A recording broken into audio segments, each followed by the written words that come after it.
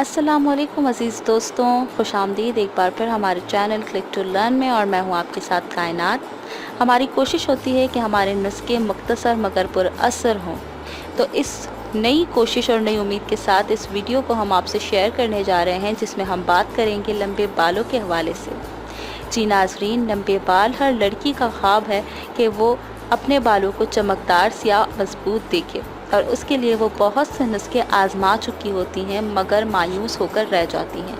मगर घबराइए मत, आज जो नुस्खा हम आपसे शेयर करने जा रहे हैं उससे आपको फ़ायदा ज़रूर होगा इंशाअल्लाह अज़्ज़ व जल। आपको बस करना ये है कि आप आधा पाव कोकोनट ऑयल लें।